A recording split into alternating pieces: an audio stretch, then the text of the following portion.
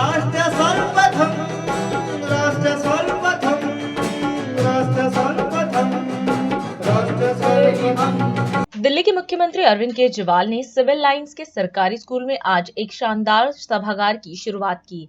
इस अवसर पर दिल्ली की शिक्षा मंत्री आतिशी भी कार्यक्रम में मौजूद रही। इस अवसर पर कार्यक्रम को संबोधित करते हुए सीएम केजरीवाल ने कहा कि शिक्षा हमारी सरकार की प्राथमिकता रही है और बिना शिक्षा के किसी भी देश का विकास संभव नहीं हो सकता।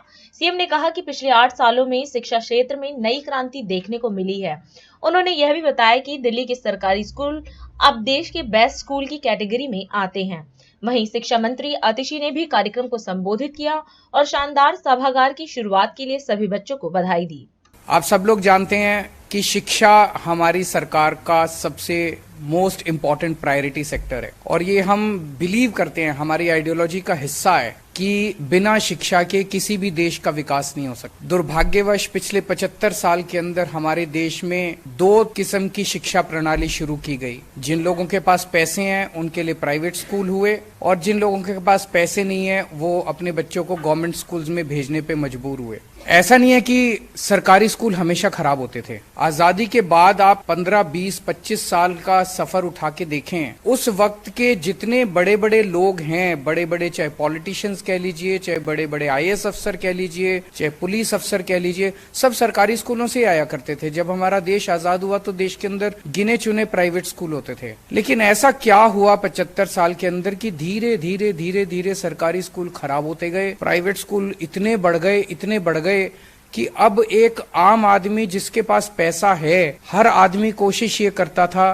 कि भाई 2 पैसे कमा के, 2 पैसे बचा के, एक टाइम की रोटी कम खा के अपने बच्चों को मैं प्राइवेट स्कूल में पढ़ाऊं, चाहे बेकार से बेकार प्राइवेट स्कूल हो, सरकारी स्कूल में नहीं भेजना चाहते थे। और धीरे धीरे सरकारी स्कूलों का जो पतन है वो इतना तेजी से होता गया कि जब हमारी सरकार बनी, मेरे को याद है उस टाइम पूरे देश के अंदर एक स्कूलों के और एजुकेशन के प्राइवेटाइजेशन का माहौल चल रहा था। इसे हमने बदला है। पिछले 8 साल के अंदर जो ट्रांसफॉर्मेशन एजुकेशन सेक्टर का हुआ है हर क्षेत्र के अंदर, ये बहुत सकारात्मक है। जिस तरह से सरकारी स्कूलों के अंदर टीचर्स की ट्रेनिंग की जा रही है, प्रिंसिपल्स को अब्रॉड भेजा जा रहा है, मुझे नहीं लगता कोई भी प्राइवेट स्कूल इतना पैसा खर्च करके अपने टीचर्स को और प्रिंसिपल्स को इस किस्म की ट्रेनिंग देता है। तो अब सरकारी स्कूल, हमारे दिल्ली के जो सरकारी स्कूल हैं वो देश के गिने हुए बेस्ट स्कूल्स की कैटेगरी में अब आते हैं। और अब यही ट्रांसफॉर्मेशन का सिलसिला हमने पंजाब में शुरू किया, बिकॉज हमारी आइडियोलॉजी है कि देश को अगर हमें बदलना है तो हम 4 लोग जो बैठे हैं स्टेज पे हम नहीं बदल सकते, हम तो बहुत छोटे लोग हैं। देश को तो आप ही लोग बदलोगे और आप लोगों को सशक्त करने के लिए, आप लोगों को एम्पावर करने के लिए शिक्षा सबसे बड़ा हथियार है। और मैं समझता हूं कि ये जो शिक्षा को ठीक करने का सिलसिला है धीरे धीरे तेजी से फैलेगा। अब सब लोग, बाकी सरकारों को भी लगने लगा है कि शिक्षा को बदलना चाहिए। अब कोई सरकार ये नहीं कह सकती, कोई पार्टी ये नहीं कह सकती कि ये हो नहीं सकता। पहले सरकारें कहती थी यार सरकारी स्कूल ठीक नहीं हो सकते, सरकार, government can not run schools. हमने दिखा दिया गवर्नमेंट कैन रन स्कूल्स।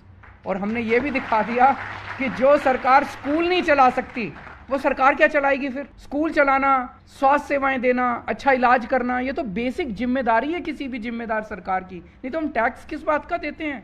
लाखों करोड़ों रुपए का टैक्स देते हैं। किस चीज़ का टैक्स देते हैं? इसीलिए तो देते हैं कि हमें अच्छी शिक्षा मिलेगी, अच्छी बिजली मिलेगी, अच्छा पानी मिलेगा, अच्छी स्वास्थ्य सेवाएं मिलेगी।